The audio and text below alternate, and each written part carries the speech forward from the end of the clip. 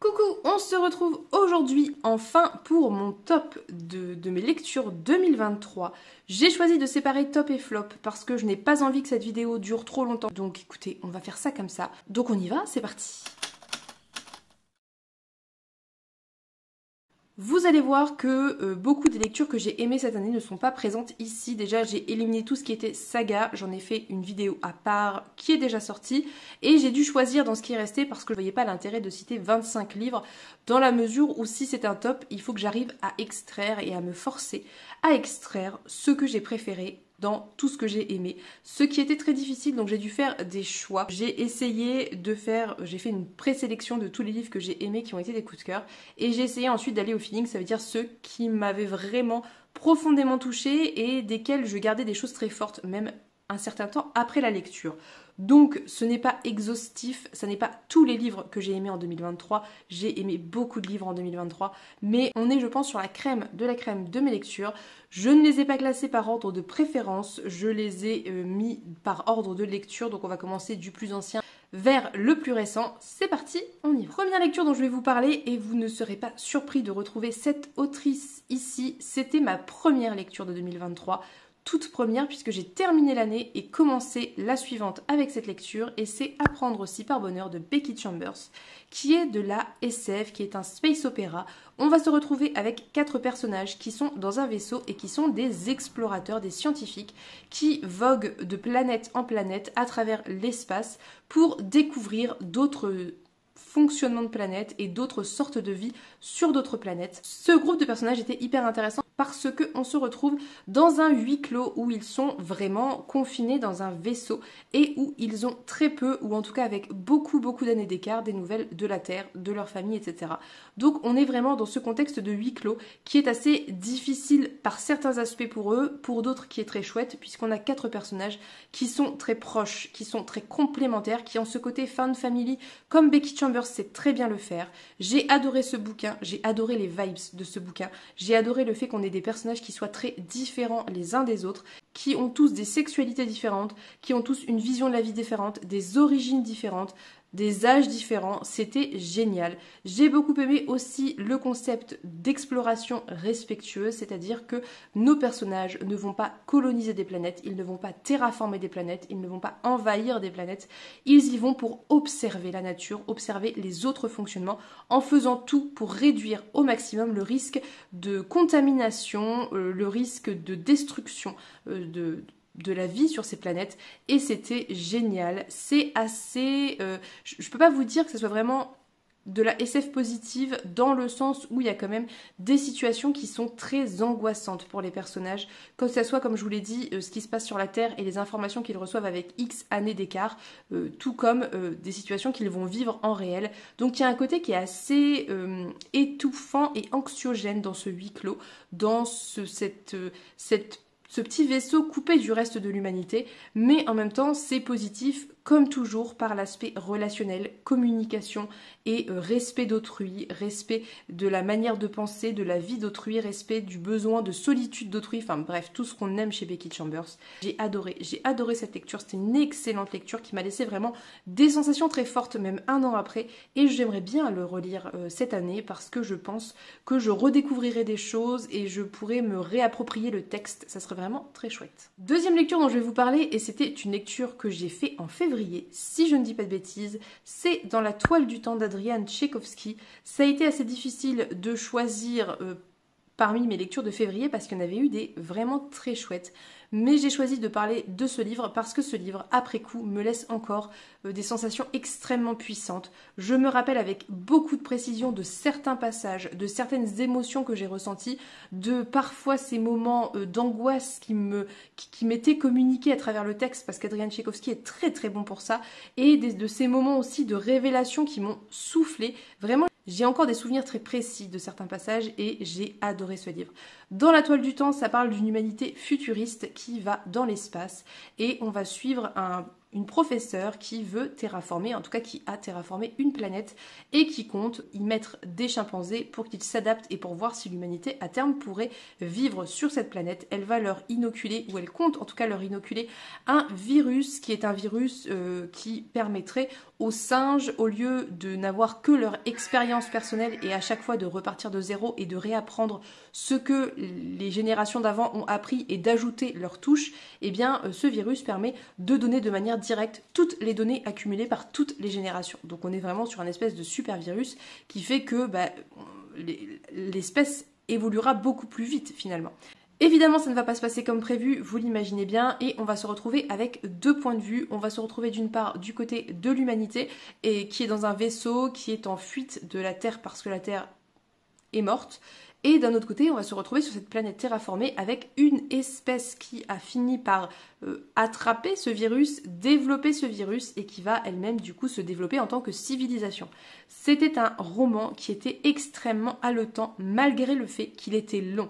C'est un roman qui est long, qui prend son temps, avec parfois des longs passages sur une courte période et parfois des très longs passages qui vont être ellipsés. J'ai adoré le rythme de ce livre, bien qu'il soit lent, et je vous le redis, c'est assez lent. Les choses se mettent en place vraiment point par point, une chose après une autre, et en même temps c'est nécessaire pour comprendre l'évolution de tous les individus et des mentalités et de d'où on part et où on va. J'ai adoré suivre cette épopée. Pour moi, c'était une épopée avec cette humanité en fuite, avec des centaines de milliers de personnes dans un vaisseau qui sont en stase et qui ignorent tout de ce qu'il se passe, puisqu'il n'y a que quelques personnes qui sont éveillées à tour de rôle, des scientifiques, les gens qui s'occupent du vaisseau, etc. Et j'ai trouvé ça fascinant de se dire que ces quelques personnes avaient le pouvoir sur tout le reste de l'humanité. J'ai trouvé que c'était hyper intéressant, ça posait beaucoup de questions, évidemment sociales, ça posait beaucoup de questions par rapport à la science aussi, par rapport à la manière dont l'humanité se projette dans l'univers et la place qu'elle prend alors que ça n'est qu'une poussière parmi tout l'univers. J'ai adoré les questions de santé mentale qui étaient abordées. Je trouve qu'Adrian Tchaikovsky fait ça toujours très bien, de manière très subtile, de manière très juste aussi. J'ai adoré voir et suivre l'évolution de cette espèce sur cette planète. C'était fascinant. J'ai adoré les questions de linguistique qui étaient posées, les questions de communication. Enfin, c'était vraiment très très très très bon. C'est de la SF qui est assez pointue dans une certaine mesure parce que y a des concepts qui sont pas forcément évidents, bien que je pense que finalement ce qui est moins évident c'est pas tant le côté SF que le côté biologie en fait et évolution des espèces. Soit excellente lecture que je vous recommande, vraiment si vous avez envie de lire de la SF, space opéra, où on se pose des véritables questions par rapport à nous, notre société humaine, vraiment très très bonne lecture, allez-y. Troisième livre qui est resté dans mon cœur malgré les mois écoulés, c'est L'été où tout a fondu de Tiffany McDaniel, qui est un livre qui se passe, je ne sais plus, est-ce que c'est en Alabama, je ne sais plus franchement, bref, dans un état des États-Unis, dans une petite ville des États-Unis, où un été, un personnage qui s'appelle, comment il s'appelle, tiens, il a un nom incroyable, genre autopsie ou un truc comme ça. Il va passer une annonce, il est juge et il va passer une annonce dans le journal en demandant au diable de venir le rencontrer parce qu'il se pose des questions par rapport au bien et au mal et au métier qu'il fait, qu'il exerce et à ce qu'est la justice humaine. Un petit garçon va débarquer un jour, c'est le fils d'autopsie qui va le découvrir et ce petit garçon qui est noir prétend être le diable et répondre à l'annonce et à partir de là, une espèce de très très grosse canicule va s'installer très très très longtemps sur le village et je pense l'État de manière générale et ça va exacerber bien des choses chez les habitants de ce village, des choses très mauvaise notamment. C'est un livre qui émotionnellement m'a bouleversée. C'est un livre qui parle de sujets hyper importants, d'actualité, du passé et du présent, que ça soit le racisme, que ça soit l'homophobie, que ça soit aussi le rapport des adultes aux enfants. Ça pose beaucoup de questions. C'est un livre qui a cette touche presque imperceptible de fantastique où on ne sait plus si on est dans du fantastique ou si c'est juste la perception des personnages principaux qui sont des enfants. J'ai adoré la manière dont l'autrice mêlait des passages du présent ou en tout cas du futur, c'est-à-dire du jeune personnage une fois qu'il est adulte, à son récit du passé et comment son passé, son enfance, cette période très précise de sa vie avait influencé toute sa vie d'adulte jusqu'à son vieil âge. J'ai adoré la manière dont l'écriture débutait sur quelque chose de très léger, de très naïf, de très doux, très cotonneux et évoluait vers une maturité accélérée de ce jeune garçon qui voit et vit des choses qui ne sont pas du tout de son âge, qui ne sont pas normales, qui sont traumatisantes, et comment il est le témoin muet de tout ça. En fait, j'ai adoré l'évolution de l'écriture, j'ai adoré les émotions qui étaient véhiculées à travers ce livre. J'ai trouvé que ça n'était pas tire-larme, j'ai trouvé que ça n'était pas, ça ne voulait pas vous faire pleurer, ça parlait de choses vraies. Moi, j'ai ressenti vraiment très fort l'impuissance à certains moments des personnages, la beauté de la naïveté de ces enfants, la beauté de leurs relations, et aussi cette naïveté qui peu à peu s'envole et les fait grandir trop vite et les fait passer de l'enfance à finalement l'adolescence, sans qu'il y ait réellement cette transition qui est censée se faire de manière smooth. Et là, c'était la violence des événements qui projetait ça. J'ai aimé aussi la manière dont le personnage principal, le petit garçon, le fils d'autopsie, percevait certains adultes de sa ville, et comment la manière dont il réagissait par rapport au petit enfant noir faisait évoluer son point de vue sur eux. Ça veut dire que des personnages qu'il considérait comme des bonnes personnes, des personnes bienveillantes et en qui il pouvait avoir confiance, et bien en fait se révélaient être des personnages racistes et odieuses, et comment ça faisait évoluer son point de vue à lui sur les adultes, comment finalement il se posait la question de sa perception des choses. Bref, vous aurez compris que j'ai tout aimé dans ce livre. Ça m'a fait vraiment pleurer, j'ai trouvé que c'était d'une force, un récit d'une force exceptionnelle, et c'est pour ça aussi que j'ai peur de lire Betty. J'ai peur que ça soit encore plus dur à lire. Bref, en tout cas, j'ai adoré, vraiment j'ai adoré, c'était beau, c'était bien écrit, c'était intelligent, c'était vrai, et ça posait des questions importantes dans un livre qui est quand même grand public. Quatrième livre, et on passe sur toute autre chose que j'ai lu en 2023 et que j'ai absolument adoré, c'est Galatée de Madeline Miller, livre que Pénélope m'a offert dans le swap de mars, oui c'est ça, que j'ai lu dans la foulée, qui est un tout petit livre très très fin où on va suivre le personnage de Galatée, c'est-à-dire que le Galatée c'est la statue que Pygmalion a créée, a taillée, a sculptée, et que Aphrodite, je crois, a rendu vivante. On va suivre ce personnage de Galatée après cet épisode. Ça veut dire qu'une fois qu'elle a eu un enfant avec Pygmalion et que le temps s'est un petit peu écoulé. Et c'était un livre qui était très court mais très poignant et très important en termes de thématique, puisqu'on va parler de Pygmalion, qui est un homme qui vit dans une société patriarcale et misogyne, donc la société athénienne, et qui crée cette statue parfaite parce que les femmes qu'il connaît, les femmes autour de lui ne lui conviennent pas, parce qu'elles sont par essence impures. Pourquoi ? Parce que des hommes les ont vues, parce qu'elles ont vu des hommes, parce qu'elles ont existé, qu'elles ont eu une vie avant de le connaître, parce que leur corps n'est pas parfait. Et c'est toutes ces questions-là que pose le récit de Galatée. C'est-à-dire cette façon qu'ont les hommes de vouloir des femmes parfaites et qui ne sont pas vivantes. Et en fait, Pygmalion, quelque part, va regretter que sa statue soit devenue vivante, parce qu'en devenant vivante, en lui donnant un souffle de vie, en faisant en sorte que le sang coule dans ses veines, etc., elle va vieillir, elle va changer, son corps va changer. Et ça pose ces questions très organiques, je trouve, de la maternité, du corps qui évolue, de la vieillesse. Ça pose des questions de manière beaucoup plus générale autour du féminisme et forcément du coup du sexisme et des hommes, et c'était, enfin en tout cas du rapport que les hommes ont avec les femmes dans nos sociétés, et c'était génial. C'est très court, ça se lit très vite, mais c'est ultra puissant. C'est un shot de toutes ces thématiques, et c'était génial. J'ai adoré ce livre. Vraiment, il m'a laissé une très forte impression, et surtout j'ai adoré à la fin les notes de l'autrice qui racontent pourquoi elle a écrit ça et qui explique son point de vue, et j'ai trouvé que c'était absolument incroyable et c'était génial que ça soit mis dedans. Cinquième livre que j'ai lu en avril en lecture commune avec Juliette, et encore une fois, celles et ceux qui sont là depuis un certain temps n'en seront pas étonnés, c'est Meute de Karine Rehnberg, publié aux éditions ActuSF, qui est un livre, encore une fois, d'une qualité incroyable et qui m'a laissé vraiment des émotions et des sensations très fortes. C'est un livre que mon frère m'a offert et que j'ai découvert avec très grand plaisir. C'était une lecture d'une incroyable qualité. Meute, ça parle d'un univers qui serait plus ou moins le nôtre, mais peut-être un peu plus post-apo, on pourrait dire. Ça a ce côté un peu comme ça où on sent que les ressources sont pas faciles, etc. Et finalement, on est dans un univers qui est ultra violent.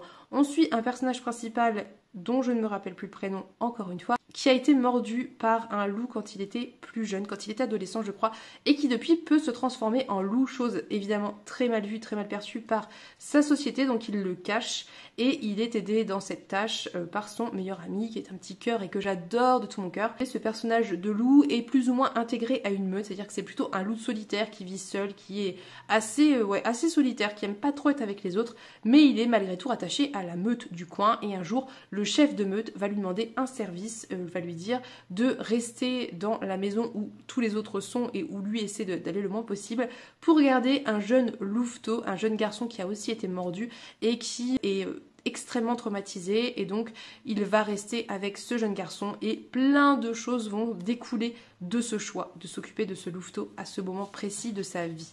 C'est un livre qui a été exceptionnel parce que l'univers violent qui est dépeint, même si ça paraît plus violent que le nôtre, en fait ça l'est pas.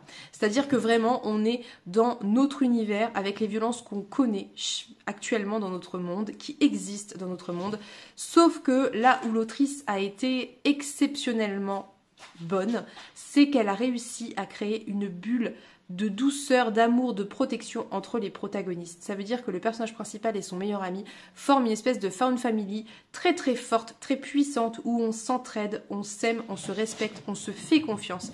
Et c'est vrai, c'est sincère et ça n'est pas sujet à caution en fait.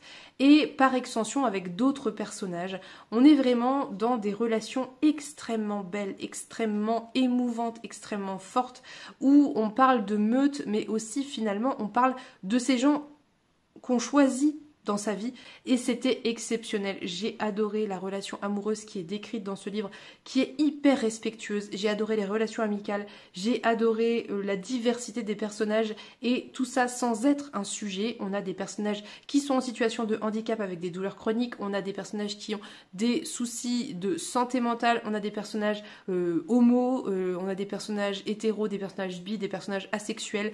On a de tout et ça n'est pas un sujet en fait, c'est juste la vraie vie avec la diversité qui existe dans la vraie vie, et c'était génial, j'ai adoré. Livre suivant que j'ai lu aussi en lecture commune avec Juliette, comme quoi on se fait de très bonnes lectures communes, c'est Paternoster de Julia Richard. Paternoster, c'est une espèce de thriller qu'on pourrait dire fantastique, mais on sait pas trop, où on va suivre une jeune femme qui s'appelle Dana, qui a rencontré un jeune homme et qui est avec lui depuis quelques mois, je crois, et il va lui proposer pendant les vacances d'été d'aller dans sa famille, je crois que c'est à côté de Lyon, ou pas très loin par là, et elle va accepter, donc ils partent pour quand même très longtemps, hein. Quand c'est une première rencontre, c'est chaud, je crois que c'est 2 semaines ou 3 semaines, enfin c'est vraiment une période qui m'a semblé extrêmement longue, et ce qui va se passer, c'est qu'une fois qu'elle va arriver là-bas, elle va se retrouver, elle qui est une jeune femme d'origine maghrébine, dans une famille de gros bourgeois blancs, de médecins bourgeois blancs, très installés avec des principes, des idées, enfin des bourgeois quoi, vous voyez ce que je veux dire. C'était une lecture qui était très très forte parce que Julia Richard maîtrise la création d'ambiance à la perfection. J'ai trouvé qu'il était hyper intéressant de suivre l'histoire de cette jeune femme qui a des complexes par rapport à ses origines, en tout cas les origines de sa mère, plutôt qu'elle, puisqu'elle est née en France, qui a des complexes par rapport à ça, qui a des complexes par rapport à son statut finalement de pauvre, par rapport à cette famille de bourgeois, et en même temps qui a envie de porter sa voix d'individu et de femme libre haut et fort, sans vraiment réussir à le faire, parce qu'elle est étouffée par cette famille qui représente une société pseudo-bienveillante, mais hyper raciste au fond, qui attend d'elle qu'elle change pour être acceptée, qui attend d'elle qu'elle soit autrement que ce qu'elle est. Et c'était génial. Il se passe des choses tellement glauques, tellement gênantes, et je pense à un passage très précis où le jeune homme qui est donc en couple avec Dana dit que sa mère voulait absolument la voir, et en fait elle réalise que sa mère est gynécologue et veut l'examiner en fait. C'était terrible, c'était bourré de ce genre de choses, d'intrusion dans l'intimité, la vie de couple, dans l'intimité et la vie de Dana, dans le passé de Dana, cette espèce de société très française où on s'impose et on te dit ce que tu dois faire, tu dois boire de l'alcool, parce qu'en France, boire de l'alcool c'est bien, tu dois te comporter comme ça, tu dois être comme ci, ou tu dois perdre du poids, et vraiment c'était très très bien fait, et j'ai trouvé que c'était très réussi à tous ces niveaux-là, dans ce que ça représentait par rapport à la société française, dans ce que ça représentait par rapport aux différences de classe, par rapport aux femmes et aux attentes vis-à-vis des femmes, et la révélation m'a soufflé, était exceptionnelle. Enfin bref, j'ai vraiment beaucoup aimé ce livre. Ça m'a tenu en haleine, ça m'a à plein de moments mise mal à l'aise, et en même temps j'arrivais à me projeter moi en tant que femme dans la situation de Dana, et c'était vraiment très très très très bon. Ensuite, je vais vous parler d'un jour de nuit tombée que j'ai lu en lecture commune avec Pénélope et Marion. C'était en juin-juillet, je ne sais plus exactement, je crois qu'on l'a fini en juillet, qui est donc écrit par Samantha Shannon, traduit par De Saxus, qui est ce préquel du prieuré de l'Oranger qui était incroyable. Je vous recommande, juste pour information, si vous n'avez lu ni l'un ni l'autre, de commencer. Pour moi, il vaut mieux commencer par Un jour de nuit tombée et enchaîner avec le prieuré, parce que si vous commencez par le prieuré, en fait, vous allez déjà savoir comment va se terminer Un jour de nuit tombée, puisque finalement, de nuit tombée, c'est la grande légende qui est racontée à travers les âges et qu'on retrouve beaucoup dans le prieuré. Donc si vous voulez vous garder l'effet de surprise, je vous recommande de commencer par le préquel. Après, c'est à vous de voir. Je trouve que le préquel installe les choses plus lentement que le prieuré, et que du coup, si vous commencez par Un jour de nuit tombée, vous aurez déjà des connaissances liminaires pour attaquer le prieuré. Mais c'est à vous de voir. Toujours est-il que ce préquel était très très chouette. On suit, comme dans le prieuré, les 4 grands royaumes avec les 4 grands souverains, les problématiques propres à chaque royaume, des problématiques de politique, de comment ça s'appelle, d'entente entre les royaumes, je ne sais plus le mot. Et ça parle aussi évidemment du grand méchant, du grand dragon qui veut tuer tout le monde. Ce que j'ai adoré dans Un jour de nuit tombée, c'est que pour moi c'est fluide, ça se lit très bien malgré la taille du bouquin, c'est compréhensible, il faut laisser le temps aux choses de s'installer, mais il faut pas démarrer en se disant je comprends rien, il faut laisser l'autrice installer les choses, et elle le fait très bien si on accepte de se laisser porter, je trouve. J'ai adoré tous les messages qu'elle véhiculait, que ce soit autour de la liberté, que ce soit autour des femmes, que ce soit autour de comment fonctionnent les sociétés, de la liberté aussi d'être un individu à part entière. J'ai adoré suivre le personnage de Gloriane, je crois, qui est donc la souveraine de l'Ouest. Si je dis pas de bêtises, je ne sais plus à force, je crois que c'est Gloriane, qui au début est une adolescente qui vit dans l'ombre de sa mère, qui est une très grande reine, très admirée, etc. Et elle vit dans l'ombre de ses parents, mais surtout de sa mère, et comment elle va évoluer, et comment elle va se libérer des attentes qu'ont les autres par rapport à sa mère, en fait. C'est-à-dire que tout le monde voit sa mère et s'attend à ce qu'elle soit pareille, et la manière dont elle est autrement, mais tout aussi bien. J'ai adoré tous les destins des personnages, j'ai adoré tous les personnages féminins de ce livre. J'ai adoré que l'autrice crée des personnages masculins sensibles, avec des émotions, avec des états d'âme, avec des questionnements. Je trouve qu'elle arrive à faire ça très très bien. Ça veut dire à créer des personnages qui sont des individus et qui ne sont pas stéréotypés à cause de leur genre. J'ai adoré ces sociétés matriarcales qu'elle met en avant. Bref, j'ai tout aimé, la magie, tout, j'ai tout adoré.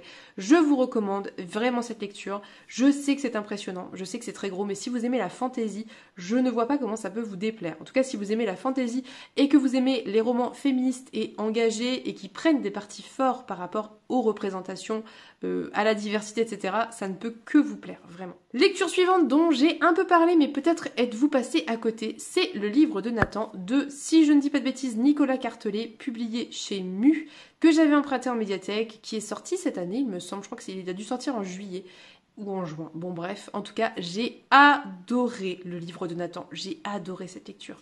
C'est un format Mu, c'est super court, mais qu'est-ce que c'est bien écrit, qu'est-ce que c'est intelligent. Le livre de Nathan, ça parle de la fin du monde. Donc au tout début, c'est la fin du monde, il pleut, les eaux montent, et finalement, les seuls humains qui vont survivre sont ceux qui sont sur des bateaux ou qui ont des embarcations, et on va suivre le personnage principal qui du coup s'appelle Nathan, il me semble. En tout cas, on suit le personnage principal qui a écrit un livre, qui est donc le livre de Nathan, donc c'est pour ça que je pense qu'il s'appelle Nathan, mais je ne suis plus sûre, qui donc est sur son bateau avec son chien, s'est fait larguer et a écrit un très mauvais bouquin qu'il a fait lire à son éditeur qui lui a dit que c'était très mauvais. Et en fait, quand il se réveille, après avoir picolé, les eaux ont monté, tout le monde est claqué et il n'y a plus personne, donc il part pour rechercher ce qui reste de l'humanité, réussir à trouver un bateau militaire sur lequel il va monter. Et en fait, au tout début, finalement, on va se retrouver avec un personnage qui essaie de récupérer tous les bouquins qu'ont pu sauver les gens pour garder un peu de culture et garder quelque chose de l'humanité, en fait, l'humanité d'avant, puisque forcément il y aura un après cet apocalypse. Donc, Nathan donne son très mauvais bouquin qui intègre la bibliothèque, et ce qui est génial, c'est que partant de là, on suit l'histoire de la religion créé à partir du livre de Nathan, un des derniers livres de l'humanité. C'était comment vous dire, d'une intelligence incroyable, c'était sarcastique, ironique, c'était une critique hyper intelligente de la religion, c'est-à-dire ce bouquin qui, parce qu'on va sauter vraiment des très gros laps de temps, parfois un millénaire je crois, donc vraiment on suit ce bouquin qui très rapidement, une fois que Nathan est allé sur ce bateau, on va passer cette époque et passer à une époque dans le futur, en fait devient une espèce de livre de préceptes, un livre religieux comme le serait la Bible, et nous qui avons vu l'histoire de ce bouquin, on voit ce livre devenir sujet à interprétation, sujet à comme une espèce de parole divine, et c'est génial. C'est tellement intelligent.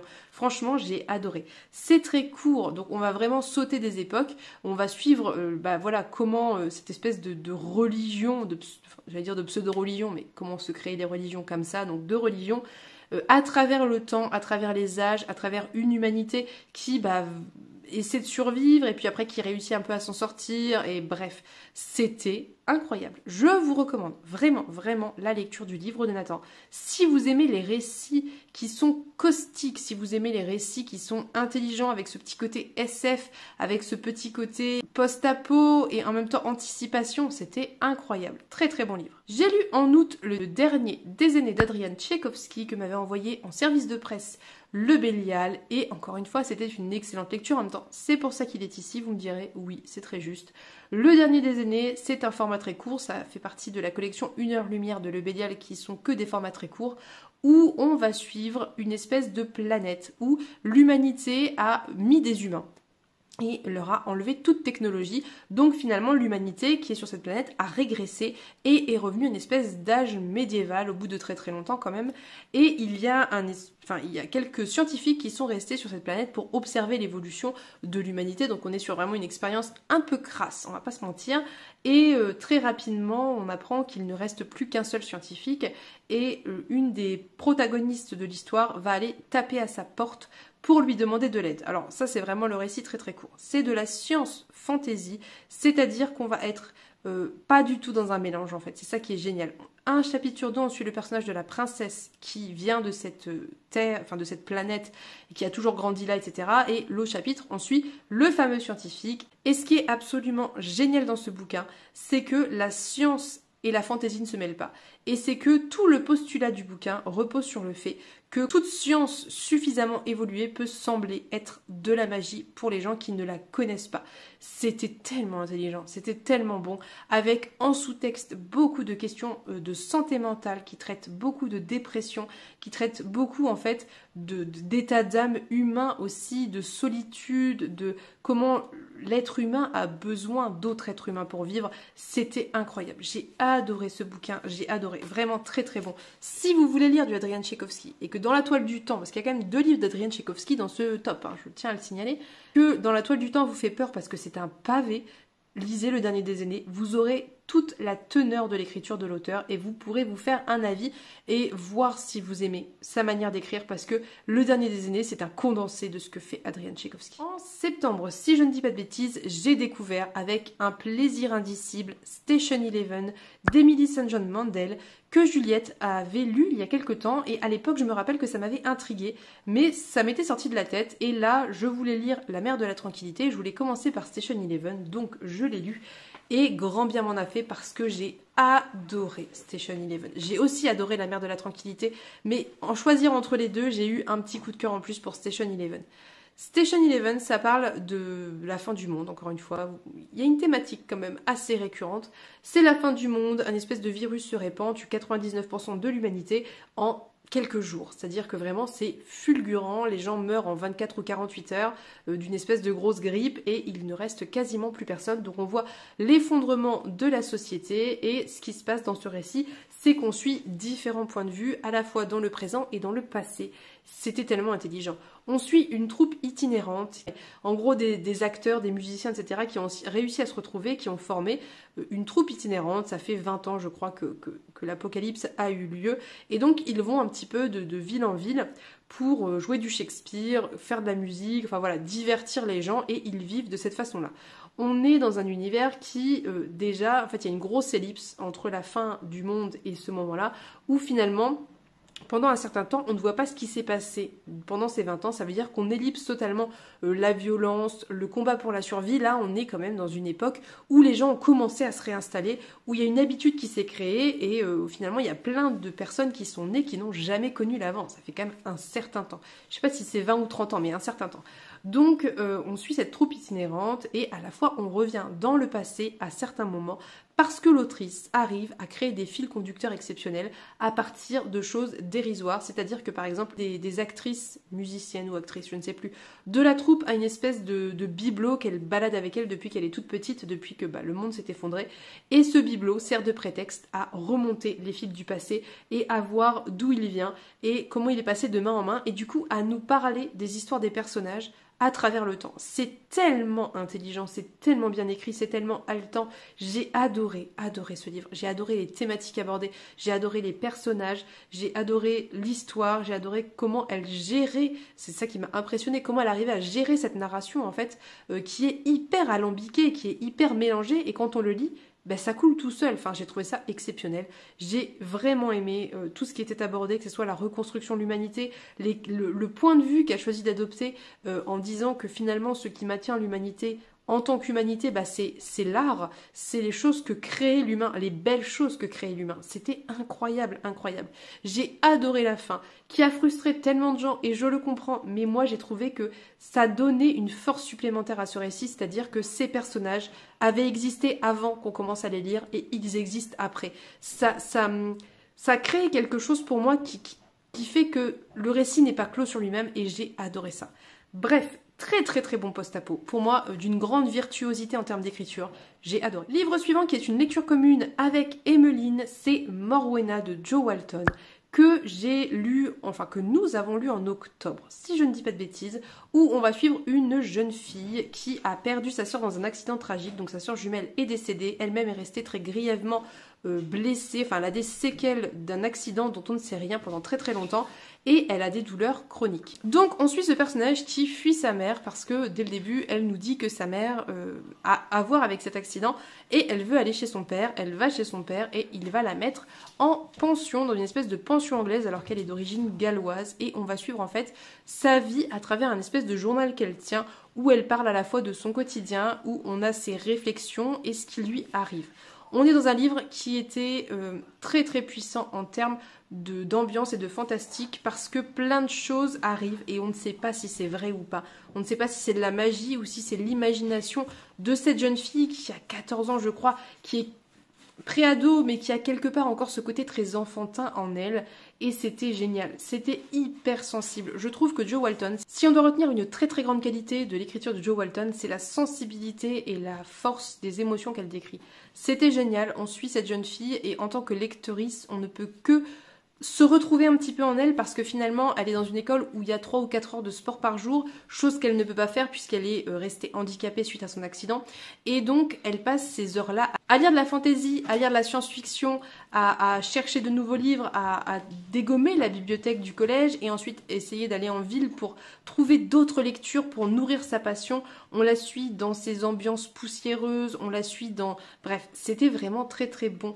J'ai trouvé que ça abordait aussi très bien les questions de famille, de relations intrafamiliales, ça abordait très bien les questions d'évolution, du fait de grandir, de passer de l'enfance à l'adolescence et de mûrir petit à petit, ça abordait très bien des questions de sexualité aussi, enfin, ça parlait de plein de choses qui sont la réalité d'une adolescente en fait, et avec ce côté magique, ce côté fait un peu à l'ancienne, comme ça, très anglo-saxonne en fait, qui était incroyable. Il y a quelque chose de très mystérieux et à la fois de très envoûtant dans l'écriture de cette autrice, avec beaucoup d'émotions très fortes et qui touchent en fait, parce qu'elles sont vraies, parce qu'elles peuvent nous rappeler des choses qu'on a pu vivre ou qu'on a pu expérimenter. Et je tiens à reparler de la dédicace au début du livre qui était incroyable. Je vous invite à aller emprunter ou découvrir ou acheter ou regarder en librairie ce livre pour voir la beauté des dédicaces de l'autrice que j'ai, qui m'ont vraiment très touchée d'entrée de jeu. Avant-dernier livre dont je voudrais vous parler que j'ai lu en décembre. Il y en a 2.